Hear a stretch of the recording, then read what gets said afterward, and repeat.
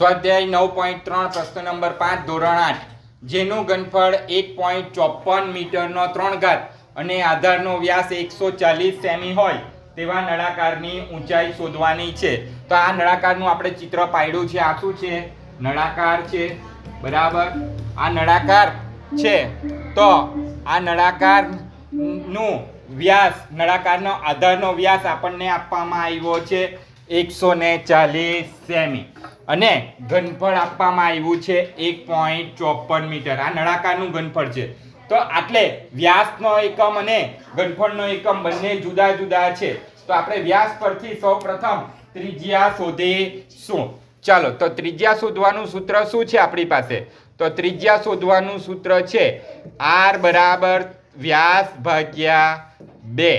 તો વ્યાસ કેટલો છે? તો વ્યાસ છે આપણી પાસે 140 સેમી છેદમાં 2. તો આપણને ખબર છે 70 દુ 140, 70 બે વાર 140 ના છેદમાં 2 સેમી. તો આ બે શું થાય છે? કેન્સલ. માટે r ત્રિજ્યા બરાબર આપણને મળે છે 70 સેમી. અને આપણે મીટરમાં ફેરવીએ તો શું લખાય? તો 70 ના છેદમાં 100 મીટર લખાય, બરાબર. તો આ આપણને શું મળી ગઈ? ત્રિજ્યા મળી ગઈ. હવે આપણે આના ઉપરથી આટલે આપણને ત્રિજ્યા પણ મળી ગઈ છે, ઘનફળ પણ છે. એના આધારે આપણે ઊંચાઈ શોધીશું. ઊંચાઈ આપણે શું કરવાની છે? શોધવાની છે. આ ઊંચાઈ એ પ્રસ્થાચિહ્ન છે. તો આટલે આપણે નળાકારનું ઘનફળનું સૂત્ર મૂકીએ. નળાકારનું ઘનફળનું સૂત્ર પાઈ r નો 2 ઘાત h. તો આટલે પાઈ બરાબર 22 ના છેદમાં 7 લેવાના છે. નળાકારનું ઘનફળ કેટલું છે? 1.54 મીટરનો 3 ઘાત. પાઈ કેટલા છે? તો 22 ના છેદમાં 7 ગુણ્યા r કેટલા છે? તો 70 ના છેદમાં 100 આખાનો 2 ઘાત ગુણ્યા h શોધવાનું છે. તો આટલે આપણે h શોધવાનું છે માટે h ને ડાબી બાજુ લઈશું, કેમ કે એ સૂત્ર કરતા બનાવવાનો છે. h ગુણ્યા 22 ના છેદમાં 7 ગુણ્યા 70 ના છેદમાં 100 આખાનો 2 ઘાત છેદમાં બરાબર 1.54 મીટરનો 3 ઘાત. આટલે મીટરનો 2 ઘાત આવશે, બરાબર. ચાલો h ને સૂત્ર કરતા બનાવીએ. આ h ને સૂત્ર કરતા h બરાબર 1.54 મીટરનો 3 ઘાત છેદમાં આ 7 કાં 7 અને 100 બે વાર આવશે. કેટલી વાર આવશે? 2 વાર. ચાલો કઈ નહીં, આ 7 પહેલા લઈ લઈએ, આપણે થોડીક પછી લઈએ. પહેલા આપણે આ 70 ના છેદમાં 100 ને 2 વખત લખી દઈએ. h ગુણ્યા 22 ના છેદમાં 7, 70 ના છેદમાં 100 ગુણ્યા 70 ના છેદમાં 100 બરાબર 1.54.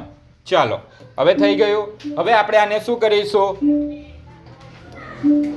h ને સૂત્ર કરતા બનાવીશું. માટે h બરાબર 1.54 ગુણ્યા મીટરનો 3 ઘાત છેદમાં 22 આવશે. 22 ગુણ્યા 70 ગુણ્યા 70 ને અંશમાં આવશે 100 ગુણ્યા 100.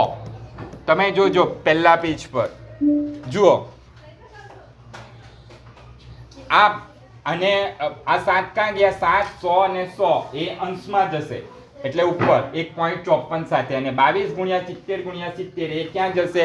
છેદમાં. આપણા 7 લખવાના બાકી છે, લખી દઈએ. ગુણ્યા 7, 100 ગુણ્યા 100 ગુણ્યા 7 ક્યાં જશે? અંશમાં.